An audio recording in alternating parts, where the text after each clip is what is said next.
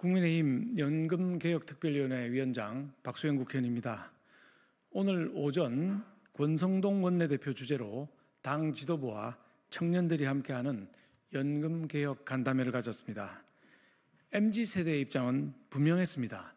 현재 1,800조 원에 달하는 미적립 부채가 존재하는 상황에서 소득 대체율을 44 내지 45%로 인상하는 것은 현 세대가 미래 세대의 월급을 착취하는 무책임한 결정이며 사회주의적 포퓰리즘 계약이라는 강한 비판이 청년들로부터 제기되었습니다.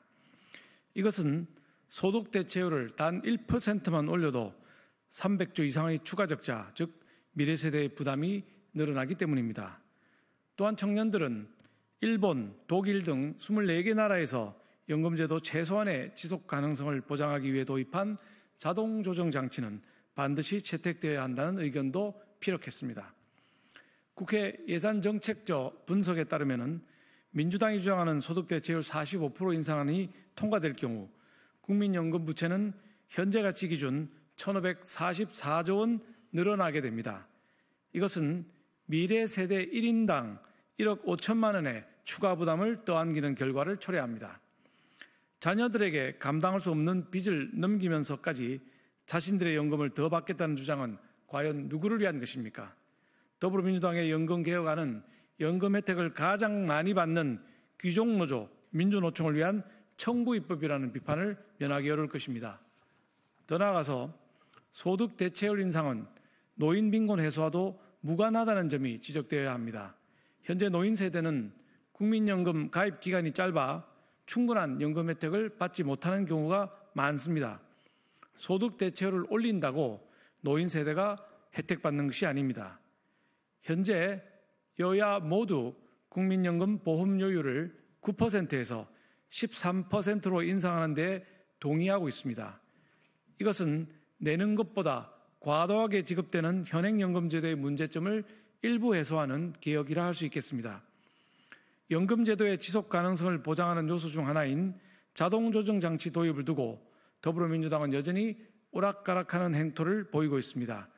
이재명 대표는 지난 목요일 여야정 국정협의회에서 자동조정장치 도입 의지를 밝혔지만 같은 당 진성준 정책위 의장은 이를 자동삭감장치라며 반대 의견을 내놓았습니다.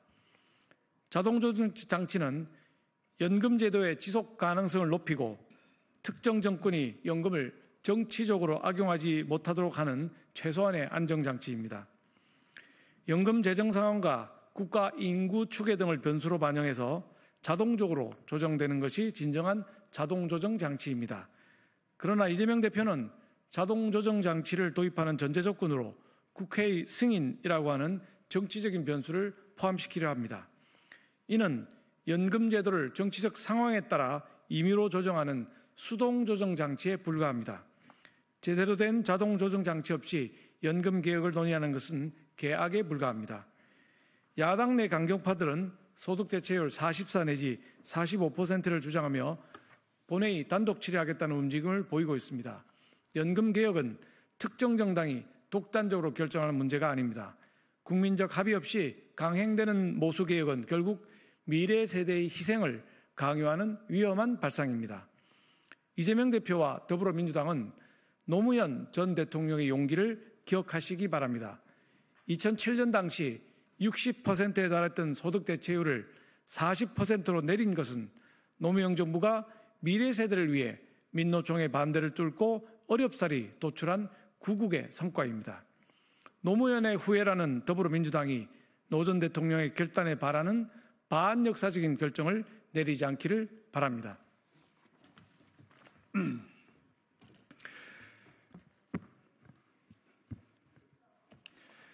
국민의힘 연금개혁특위 간사 안상훈 의원입니다. 이재명 대표는 가짜뉴스 제조를 당장 멈추십시오.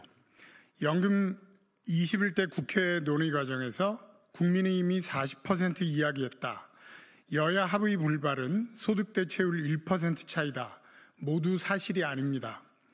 연금개혁을 자꾸 모수개혁, 소득 대체율 싸움으로 좁히는 것은 이재명 대표가 선거 있지도 않을 조기 대선을 앞두고 연금개혁마저 정쟁화하는 그러한 일들의 결과입니다. 이번 연금개혁의 본질은 자동안정화 장치와 퇴직연금 제도화를 포함한 구조개혁에 있습니다. 이제 전면 개편은 더 이상 늦출 수 없는 과제입니다. 21대 국회에서도 국민의힘은 구조개혁을 전제로 국민연금 모수개혁 협상에 임했습니다.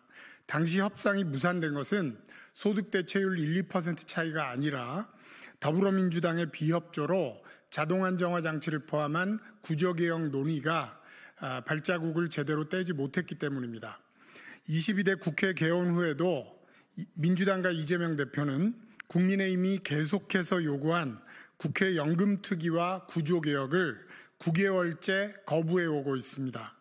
제때 연금특위가 구성되었더라면 구조개혁 방향쯤은 이미 잡혔을 것이고 이미 모수개혁 논의는 마무리되었을 것입니다.